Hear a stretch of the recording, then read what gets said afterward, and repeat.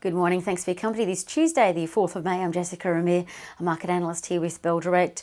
Well, we saw US stocks start May on the front foot, shaking off that dreaded saying to sell in May and go away. The Dow Jones was up the most, 0.7%.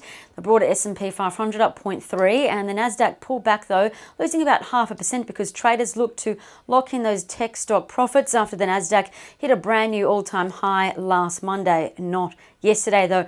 Now, of note, shares in the tech energy company called Baker Hughes rose 8% because US energy firms reported a rise in oil and gas rigs for the 9th straight month. Now, this is really noteworthy because oil and gas rigs are an early indication of future oil output or production. And more broadly, we know global mobility is significantly higher in the US, UK and Israel. So this goes hand in fist with the fact that the oil price is expected to climb about 20% in the coming months to $80 a barrel, and that's according to Goldman Sachs. Also, keep in mind the oil price lifted 1% overnight, so oil stocks are likely to be in full focus today on the ASX. Now, what else to watch more broadly? Well, yesterday was a volatile day of trade. The market ended flat though.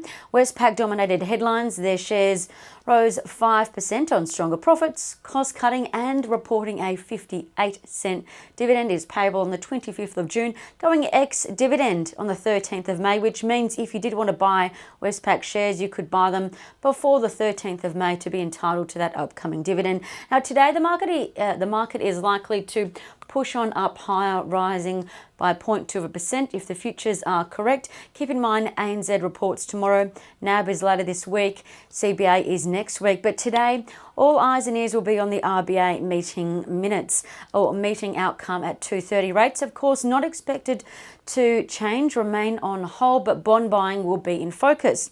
What else to watch for ASX stocks? Well, Australia's first green hydrogen gas power plant is set to be built in the Illawarra, with the government forking out $300 million on the project. The aim is that it will replace the Liddell Power Station, which is run by AGL. So hydrogen stocks will be in full focus today. Keep an eye on hydrogen stocks in breakouts from a technical perspective. So keep an eye on Hazer, HZR, Province Resources, PRL, and Fortescue Metals, FMG. QEM's their ticker. They also are another to watch, but they look like their shares are consolidating, but they have significantly grown over the past year. They've grown to 100%, in fact, so far in 2021. Now, what else to watch? Well, England is on track to ditch its social distancing, so it might be worth revisiting stocks exposed to the UK. That could potentially benefit, with more people being encouraged to move more freely. So keep an eye on Virgin Money, VUK, Link, LNK, Ramsay, RHC, and Breville, BRG. Separately, Dexus reports quarterly numbers today, so keep an eye on those. And ACQ, VTH, WAT go ex-dividend today, with BOQ, the Bank of Queensland, going ex-dividend tomorrow.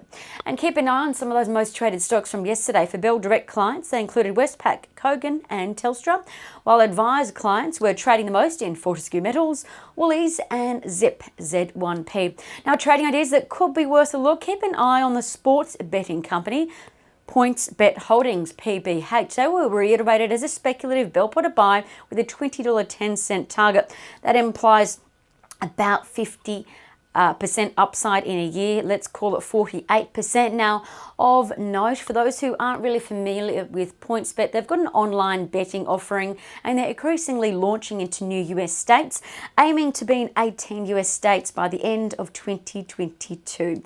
Lastly, bullish charting signals have been seen in Deep Yellow, DYL, Star Pharma, SPL, and Australian Agricultural Holdings, AAC, and that's according to Trading Central. I'm Jessica Ramir with Bell Direct. Stay safe, happy trading.